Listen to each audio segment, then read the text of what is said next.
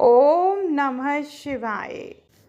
जब अहंकार से नहीं ज्ञान से टकराया प्रेम, तब शिव ने भी मौन साध लिया।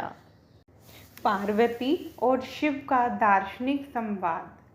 पार्वती जी ने भगवान शिव से तर्क करते हुए कहा कि प्रकृति के बिना शिव का अस्तित्व संभव नहीं, क्योंकि सभी कर्म, सृष्टि, पालन, संहार प्रकृति से ही संभव हैं।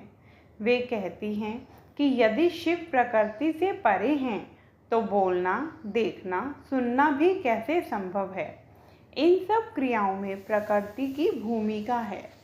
पार्वती स्वयं को प्रकृति और शिव को पुरुष मानते हुए कहती हैं कि शिव सगुण और साकार उन्हीं के कारण हैं, और प्रकृति के अधीन रहते हुए भी अगर ये स्वयं को निर्विकार मानते हैं तो यह विरोधाभासी है।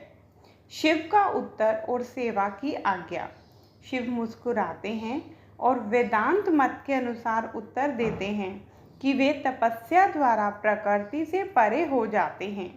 वे कहते हैं कि यदि पार्वती वास्तव में सेवा करना चाहती है तो प्रतिदिन नियम पूर्वक सेवा करे, पर वह सेवा शास्त्र विरुद्ध नहीं होनी चाहिए।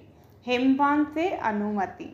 शिव हिमवान से कहते हैं कि वे इसी पर्वत की चोटी पर तप करेंगे और उनसे तपस्या की अनुमति मांगते हैं।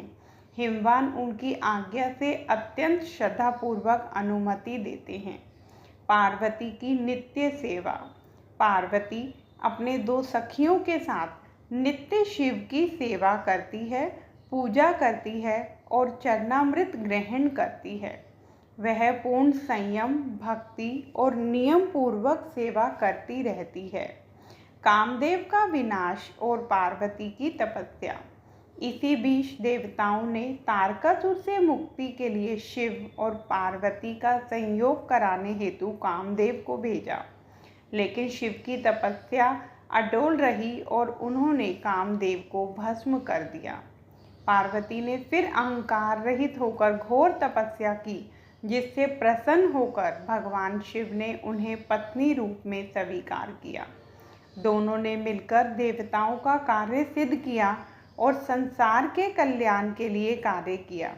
यह संवाद सांख्य और वेदांत के गूढ़ तत्वों को स्पर्श करता है और शिव पार्वती के दिव्य मिलन की भूमिका तैयार करता है।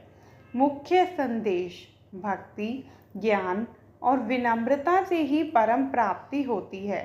अहंकार का त्याग और सेवा का भाव ही शिव को प्रसन्न करता है। ओम नमः शिवाय।